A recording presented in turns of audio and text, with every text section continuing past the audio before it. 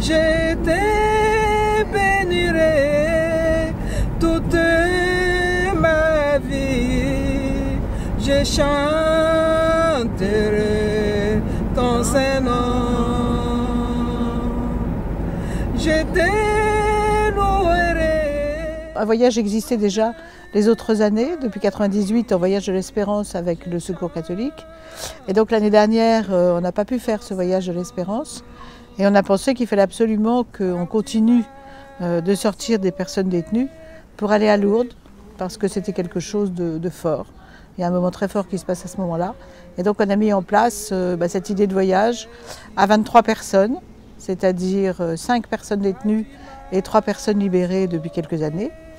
Et des sympathisants de l'équipe prison, etc., une famille d'accueil, et des gens qui étaient, qui pouvaient accompagner, des gens qui pouvaient à la fois prendre pour eux et accompagner. On est parti uniquement avec des gens qui étaient bénévoles à l'équipe prison, des gens qui ont eu l'expérience de la détention, du monde carcéral, ou du moins qui étaient bien au courant de qui était là, quoi. Et ça change tout, à mon avis. Dans le sens où on avait une grande liberté, un grand respect. On n'était pas là pour se juger, mais les autres voyages non plus. Sauf qu'on savait la vérité de chacun.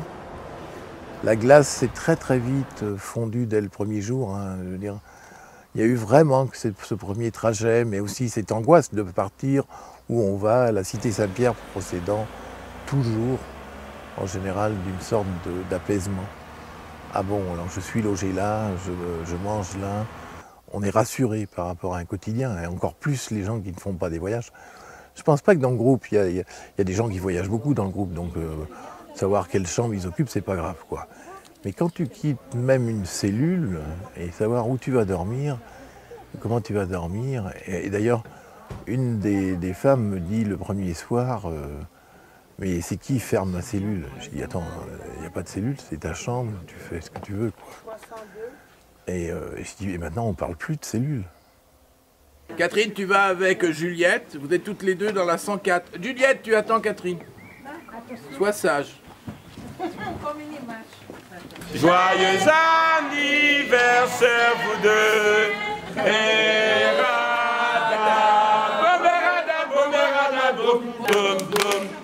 J'aime, j'aime, j'aime, j'aime, j'aime, j'aime, j'aime, j'aime, j'aime, Un discours. Un discours. La pression du départ, pour moi, porteur du projet, est très vite retombée. À part le premier jour où il a fallu constituer le groupe, c'était pas évident, briser la glace les uns les autres. Je veux dire, dès le matin du film de Bernadette, dès la première rencontre avec Bernadette, les gens se sont tout de suite très facilement révélés. On avait affaire à un groupe et personne ne pouvait, à la cité Saint-Pierre, savoir qui était détenu, pas détenu, ni rien. Ça s'est fait très vite. Et cette impression de groupe ne nous a pas quittés jusqu'à la fin.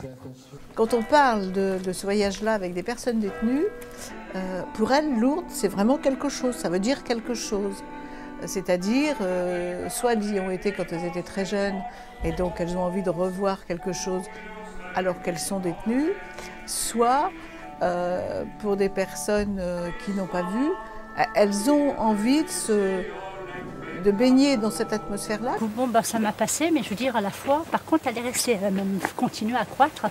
Mais je veux dire, après, voilà, j'ai fait comme tout le monde, j'ai fait mon petit bonhomme de chemin, je me suis mariée, donc voilà, j'ai des enfants. Mais ça ne m'a pas empêché que la foi soit toujours là. Ah oui, ça c'est voilà. quelque chose qui peut faire partie de...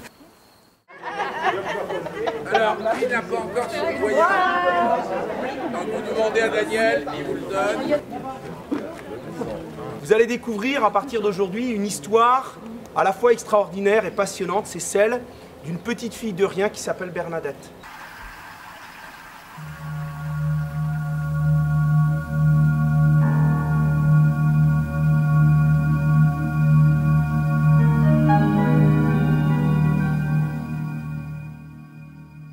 Ce qui est important, c'est de comprendre qui était Bernadette, où elle vivait, avec qui elle vivait, quelle famille elle avait, quelle foi elle avait, quelle conviction elle avait, toutes les pauvretés de Bernadette, la maladie,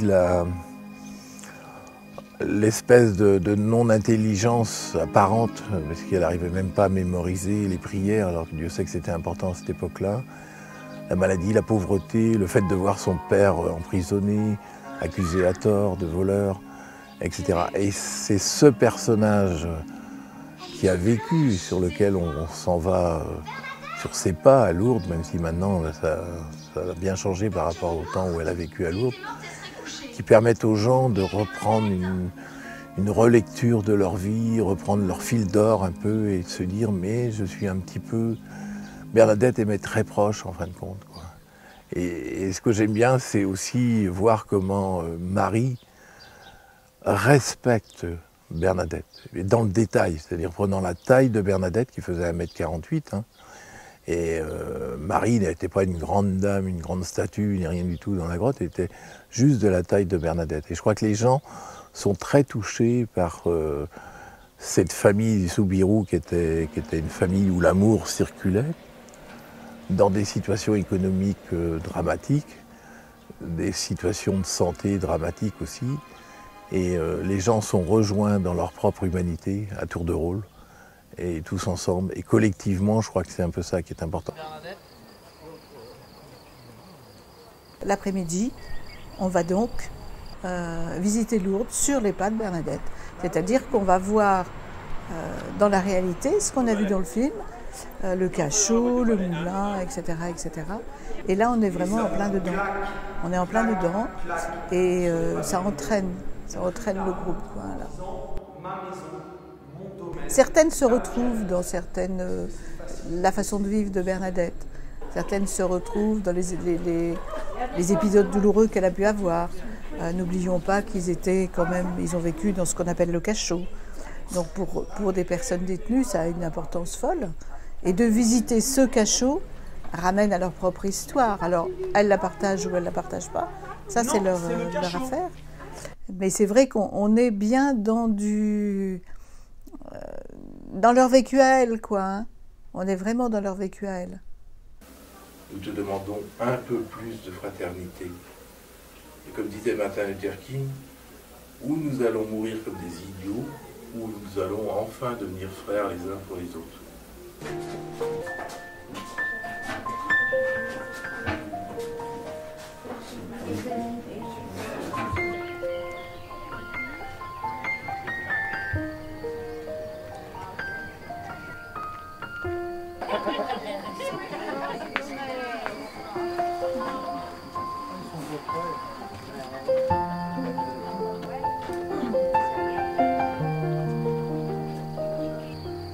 En fait, dans ce silence, il y avait plein de choses qui se disaient à l'intérieur de chacun. Il y avait les oiseaux, il y avait les plantes, il y avait les arbres. Il y en a même qui ont dit, oh, cet arbre-là Bernadette a dû le voir, cet arbre-là, puisqu'il est plus que centenaire. Oui, Bartrès est un lieu de calme, de nature, et c'est dans la nature que les gens peuvent se recréer.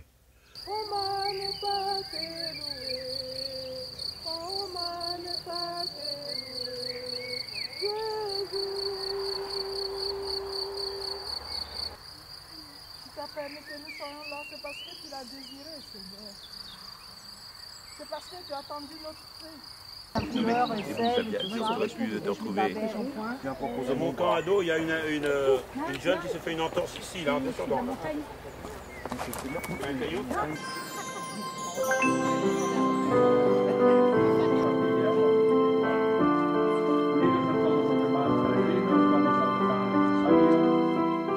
On est à un moment de leur vie où en fait elles peuvent sortir et peuvent se rendre compte que l'extérieur ne les attend pas forcément, mais qu'elles ont une valeur, qu'elles ont des capacités, qu'elles sont capables d'eux.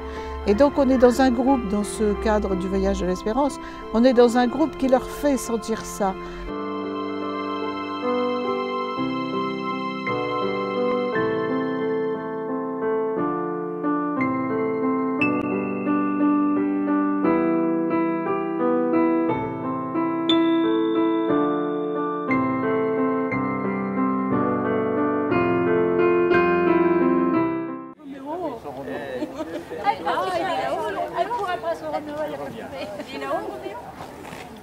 Hier, on a rencontré plutôt Bernadette. Là, aujourd'hui, on va faire le chemin de la paix et cet après-midi, on s'en va dans la montagne. Et on ira dans une ville que vous ne connaissez pas, une église forteresse, vous verrez. Ce matin, on va faire un jeu, alors un jeu de notre âge quand même, et un jeu du voyage d'espérance.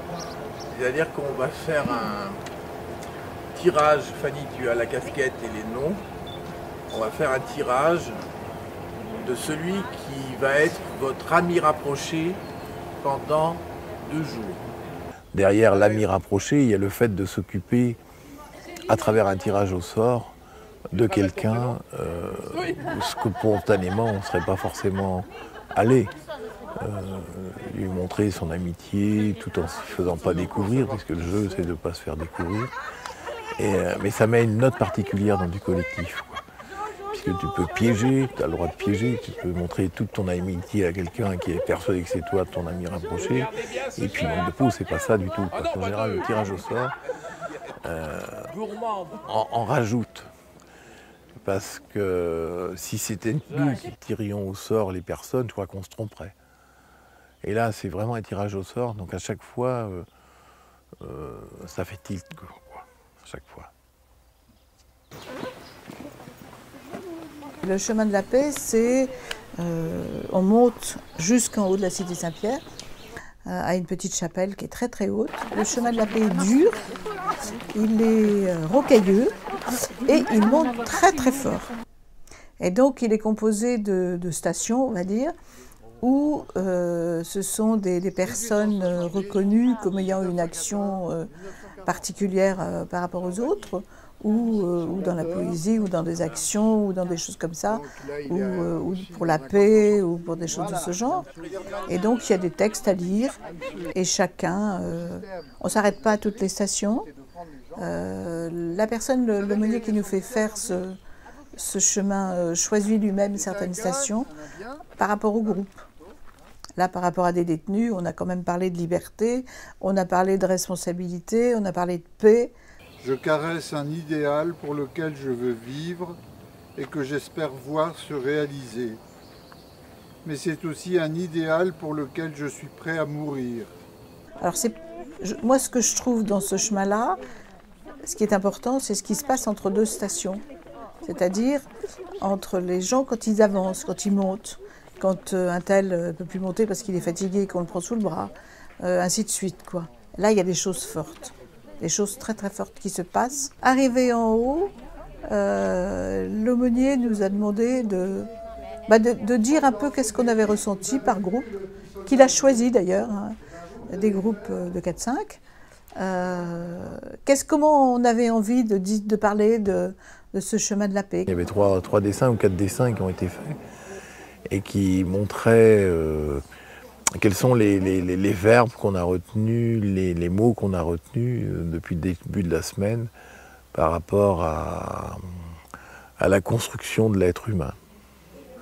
Et les gens y ont participé avec une richesse incroyable. Il y a eu un dessin qui était une main croisée, noire et blanche, pour montrer que la couleur n'avait pas d'importance, qu'on pouvait être fraternel. Et je trouve que c'est tous les signes qui pouvaient... Quels outillages il faut pour la paix, quoi. Je veux dire, d'autres avaient fait des chaussures, d'autres avaient mis les mains un peu plus ouvertes. Enfin bon, il y avait plein de dessins qui parlaient de beaucoup de choses, quoi. Comment vous êtes outillés pour la paix? L'alliance de la paix, c'est la main qu'on a fait. C'est 4 mains ensemble. Il y a 2 mains noires et il y a 2 mains blanches.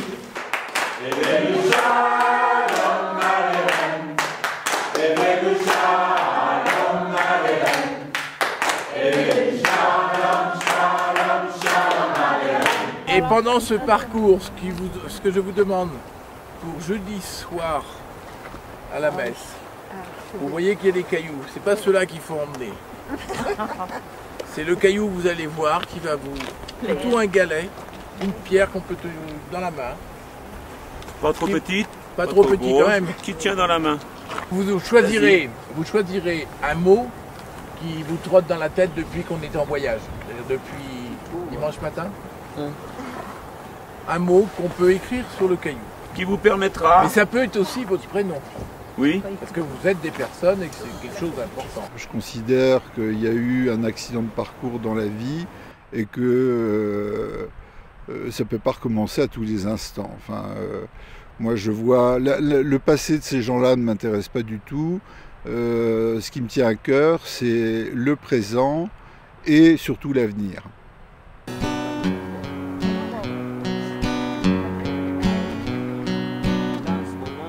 Un cairn, c'est un point de repère sur un chemin. Et nous, notre rencontre a été comme un cairn, oui, sur le chemin de leur reconstruction.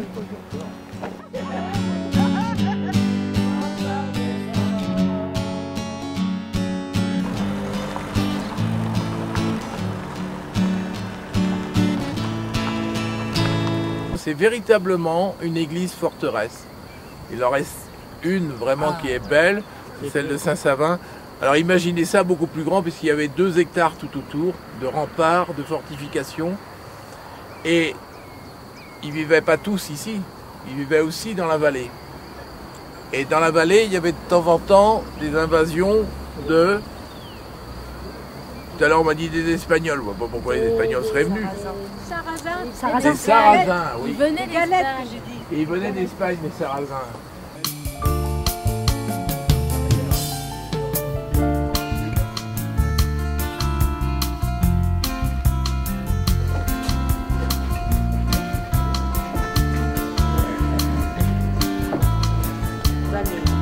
N'oubliez pas ce peuple fidèle.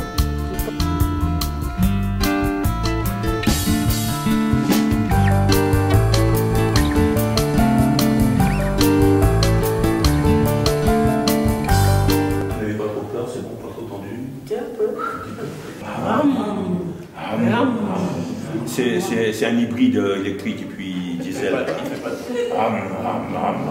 Première vitesse. On a un virage à gauche. Si tu veux ton permis de conduire, je suis essentiellement. On freine, on se lève bien, on freine.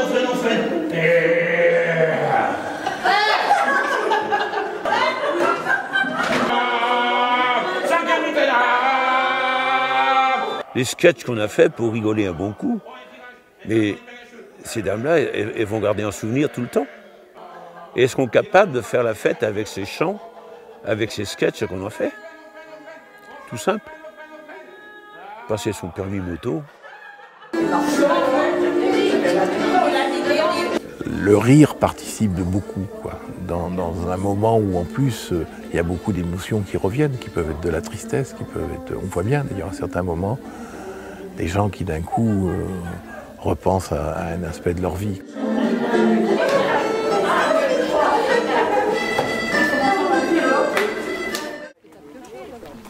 Il y a un autre moment fort qui est important aussi, c'est quand on a visité le Cénacle, qui est donc un mouvement aussi qui vient d'Italie, qui a été créé par une religieuse pour aider les personnes au départ droguées et ainsi de suite.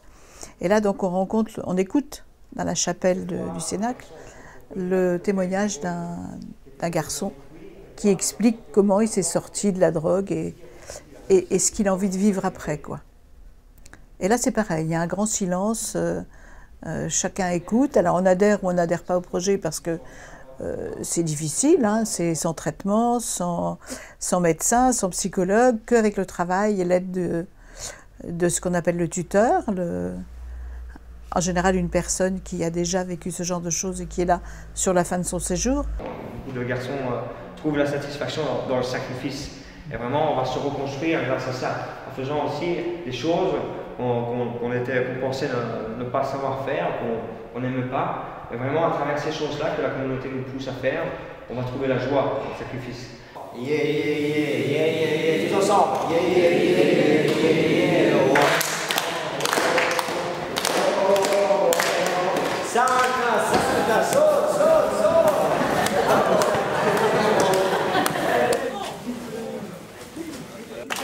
De fil.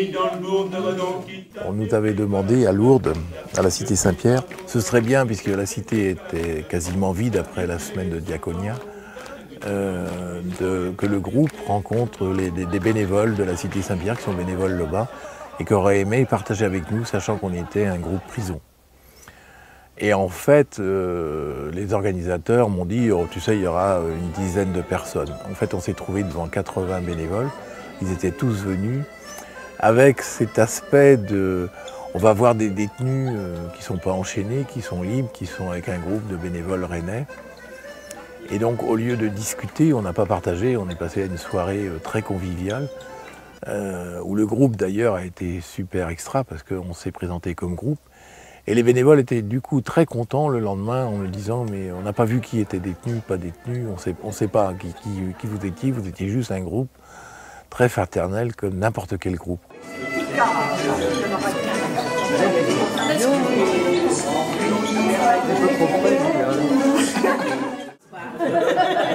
Parce que j'ai dit bonjour, j'ai fait des choses que je faisais avant. Je faisais pas, j'ai dit ça va, tu vas bien. Voilà. J'ai arrangé ses portables, elle les a parfois tombés. Dans le jeu, ça permet de découvrir quelle peut être la bonne distance entre les personnes. C'est pas anodin quand on le regarde bien. On peut être à la fois assez fraternel, montrer, être présent, mais à une bonne distance. Et ça, c'est précieux. C'est pas la Starac non plus. Hein. Je veux dire, c'est un jeu qui, sous prétexte de jeu, peut en fait entraîner à être plus fraternels les uns avec les autres, quoi.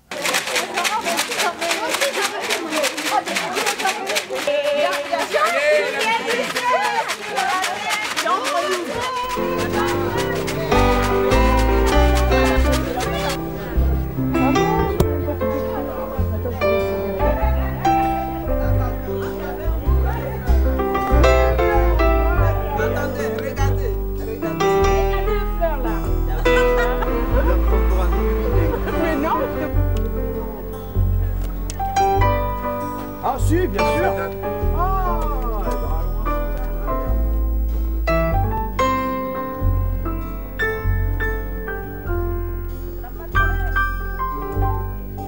Les personnes qui étaient là ne le connaissaient pas autrement que par ses livres, hein, L'amour plus fort que la haine. Donc c'est vrai que là, il y a eu un temps, comment je dirais, un temps où les gens étaient un peu face à quelqu'un, ils buvaient un peu ce qu'il disait, quoi. Les personnes qui étaient là en ont pris plein les yeux, plein les oreilles, plein le cœur. Et j'ai dit aux gens, si moi j'ai changé ma vie, c'est merci au Big Boss d'avoir mis des gens qui partagent leurs parents, qui sont beaux, qui partagent leurs frères et sœurs, qui sont beaux. Merci à ceux qui aiment Dieu en vrai, qui partagent leur Dieu, tu vois, et qui ont un regard joli sur la personne qui est différente. Chacun il a le droit à avoir un joli goutte à goutte. C'est les efforts cachés de chacun qui donnent de la valeur, toi, à ton cœur, à ta vie, à ton histoire. Et c'est pour ça que Jésus, il le dit bien, tu ne jugeras point personne. Toi, il le dit bien. Hein. Tu ne veux pas être jugé, ne juge pas. Merci Tim. On t'écouterait longtemps. Merci beaucoup. Il y a 5 personnes qui veulent peut-être plus te parler. Il a qualifié le groupe d'un groupe de belles personnes. Et je pense que c'est ce qui a fait le plus plaisir aux personnes détenues, quoi. D'être qualifié par quelqu'un qui a eu une vie compliquée, qui la raconte sans forfanterie, sans rien cacher, voilà, et d'être qualifié par cette personne-là de belle personne, ça a remonté, nos personnes détenues sont entrées conscientes de leur valeur. Et ça, c'est fort. Ça, c'est très fort. Ensemble, unis. Ah, peut-être que celui-là nous fera le toit dessus, ça serait bien. La paix. Amour. Regard. Accueil. Mais ça, c'est les autres, avec notre calme. Force, toujours avec le Seigneur. toujours pour le Seigneur. Et là, j'ai mis réussite en tout. Réussite en tout. Oui. D'accord. Attention avec un S pour toutes les petites attentions que nous avons eues les uns envers les autres. Sur l'attention, je mettrais espérance. Moi, j'ai mis 4 prénoms. C'est mon petit neveu qui est handicapé, je pensais. Et qui s'appelle Pierre-Yves. Pierre-Yves. Essayez de vous souvenir dans les jours ou les semaines qui viennent de tout ce qui a été mis là. Ça construit quelque chose de solide. Espérons que pour vous, la suite de la vie, ce séjour vécu ici à la montagne, à Lourdes, soit comme un cairn, comme sur un passage. Vous n'êtes que le passage d'une semaine, mais vous allez continuer le chemin. C'est un cairn qui vous dit que vous êtes sur le bon chemin. Dans ce groupe de 23-24 personnes, il était impossible de savoir qui étaient les détenus et qui étaient les autres. Et c'est ça l'espérance.